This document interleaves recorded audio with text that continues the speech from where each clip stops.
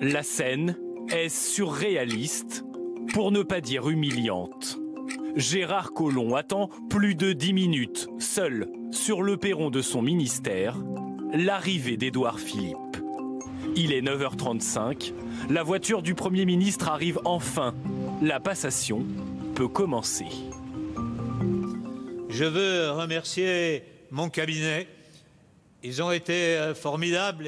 Pendant le discours d'adieu de Gérard Collomb, Édouard Philippe reste impassible, se tourne les pouces et parfois même lève les yeux au ciel. Échange de politesse, mais pas plus. Le Premier ministre prend brièvement la parole et termine son allocution par une référence à la ville de Lyon. Le Premier ministre, ayant vocation à aller partout sur le territoire national, il pourra arriver qu'il se rende à Lyon et il en sera particulièrement heureux.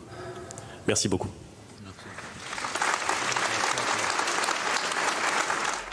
Une dernière poignée de main qui illustre parfaitement l'ambiance glaciale de cette matinée.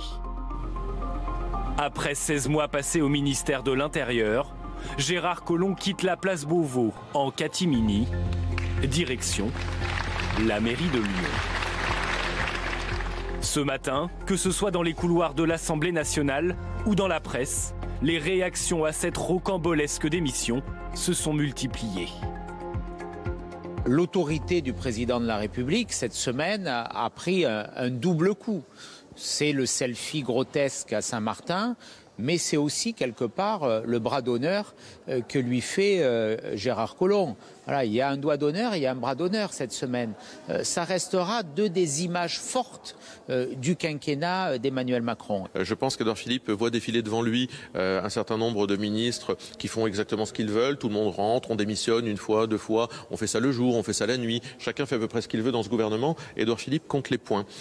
Il y a des dysfonctionnements manifestes à la tête de l'État. Notre pays n'est pas gouverné sérieusement par ces gens-là. Merci. Est-ce qu'il y avait d'autres choses dont je pouvais dire du mal ? Des critiques acerbes qui n'ont pas empêché la tenue du Conseil des ministres. À la sortie, sourire de façade, mais aucune réaction devant la presse. Monsieur Castaner, quand aurons-nous un nouveau ministre de l'Intérieur ? C'est une fois encore le pompier de service Benjamin Griveaux qui tente d'éteindre l'incendie en citant le chef de l'État. Il a enfin souligné que rien de ce qui se passe depuis 48 heures ne s'apparente à une crise politique. Même discours quasi identique quelques heures plus tard à l'Assemblée nationale, dans une ambiance agitée. Je vous suggère de garder un peu de calme et de retenue. Il n'y a pas de crise de l'État. L'État est tenu. Pas de crise politique donc selon l'exécutif, même si tout laisse penser le contraire.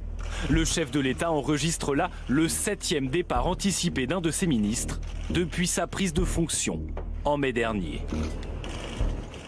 Et avec nous ce soir pour commenter cette actualité politique très particulière, David Revaudalon, qui est chef du service politique du Journal du Dimanche. Hélène Pilichowski était l'éditorialiste politique. Jean-Claude Delage, major de police et secrétaire général du syndicat Alliance. Et enfin Laurent Valdiguier est resté avec nous, d'où je conclus qu'il est toujours journaliste d'investigation chez Marianne.